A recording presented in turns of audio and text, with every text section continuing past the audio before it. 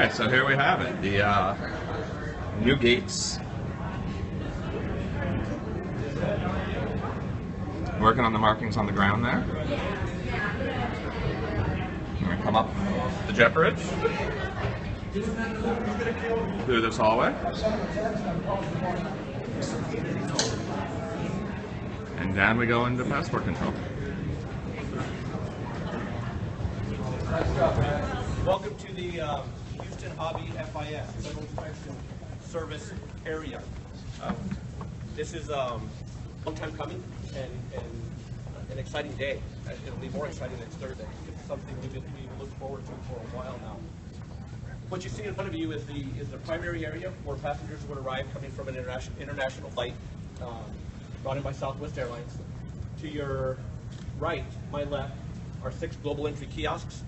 Those are for passengers that are enrolled in CBP's Trusted Traveler Program. They're eligible to use the kiosk as a member of Global Entry. If you didn't know, you also are eligible for TSA PreCheck.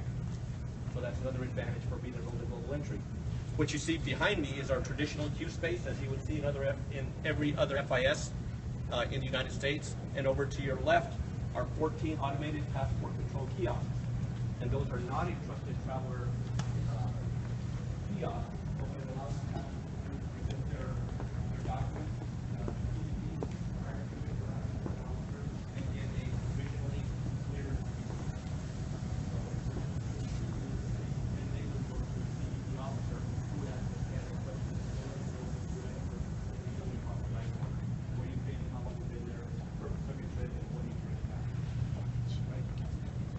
Questions on primary process?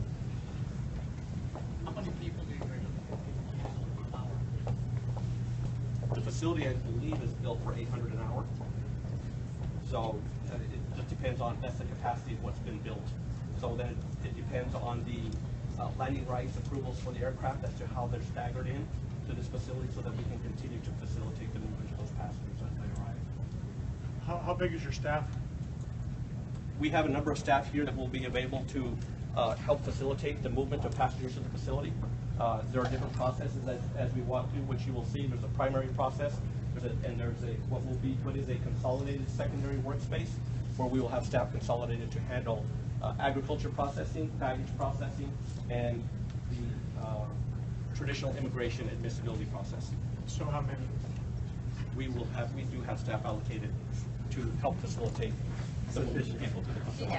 Hired maybe systems people or using electric push? We have staff that have been allocated for hubs.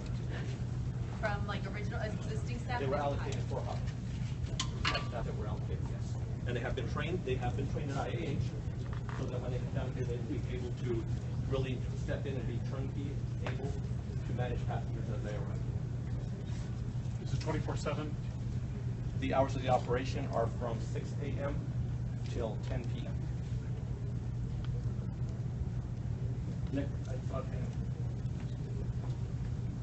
Anyone else?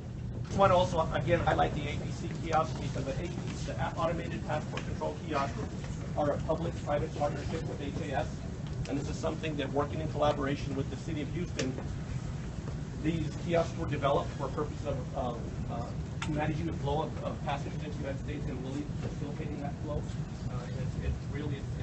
It's a highlight as to what the cities can do in collaboration with the government to expedite legitimate travel and trade, while also enhancing security in the United States. So you'll see that here, passengers that arrive will be able to trigger the kiosk in different languages as you see.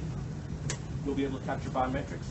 These kiosks will be capable of handling visa waiver travelers, United States citizens, B1, B2, and cruise C1D visas. So really anybody that arrives here, there's not an A, B, C, D, E, or F visa, will be able to use this. Is that different from the APCs in other stations? It seems like there's a lot more eligible non-residents in that group. There it is, but all APC kiosks are transitioning to that status. Okay, so this is the newest rev of whatever it is. This is the newest release of, this is APC 4.0. Would you have somebody over here to help people who are not savvy? Yes, we will. Working with the City of Houston, they've hired special service representatives, and if you all want to answer that, but just from what I know, that those special service representatives are available to help passengers through the process. Similar So to hey, our, Sue Science, Sue's the acting general manager for Hobby. similar to our operations that we facilitate at IAH in collaboration with Customs and Border Protection. We will have SSRs, special service representatives, here to assist our passengers arriving here at Hobby to expedite and get them efficiently through the system, where if there's any questions or issues when they're going through the APC kiosk, we can answer those questions and help them and assist them so that they can move on to their final destination as quickly as possible. And what a great job you have. You get to work and have... Drink beer? Yeah, exactly. Absolutely. I am drinking beer. No one cares. I get congratulated when I drink beer on the job. People like that. And yes, it is a great job. Yes. Oh, can I see the receipt, sir, that you just received?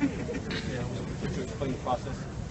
So just to further explain the process, as a passenger goes through the APC kiosk, they do get, the receipt is generated by the kiosk. You'll see here it has a biographical information that is lifted off the passport, and then it also takes a photograph of the individual that presented themselves to the kiosk. The officer that would be standing here would then get this along with the document and basically validate that the person went through a process and stamp the admission slip so they can continue on to exit. Really what this does is it's considered a control document for movement of the facility, so we don't have to escort people from one place to another. If there's a properly placed admission stamp in this document, the person can proceed out the door.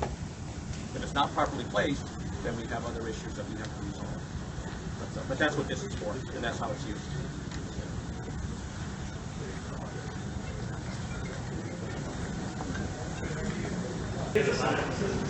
Bringing you here just to highlight another part of the facility, which is a highlight for me. At IAH, if anyone's familiar with that process, we have a multi-level facility, which we have our immigration and primary processes upstairs, and then our baggage control and agriculture. It's a mess. So the efficiency of this building basically places everything in one work location. So what you see behind you is an agriculture processing work area, where we have x-ray machines and we can x-ray anybody's baggage that comes through here, boxes, and you see the size of the equipment. So they can accommodate that. What you see behind me is baggage control secondary. So if someone came in here and they were out doing hunting, trophies, different type of merchandise, had to come back for some type of agriculture inspection or just some general inspection, they could be processed over here. And behind me is a room for immigration admissibility secondary, where anybody that has a visa issue, we could assess back there. The door right behind the gentleman, Mr. Gillespie here, is a multi-use supervisor's office. You can manage 2 different workspaces at once versus having a split facility by staff everywhere. So really, it basically is a force multiplier having this here this way. So it just is much more efficient. It basically allows people to move through the facility in a flow versus disjointed. And the complaint we usually get is, why was I stopped again? Because I went to immigration, and I went to baggage, and I went to agriculture, and it's all different workspaces. One workspace, one officer doing everything right here. So this is a highlight of this facility for me. Any questions? That's CDP. Up those doors is the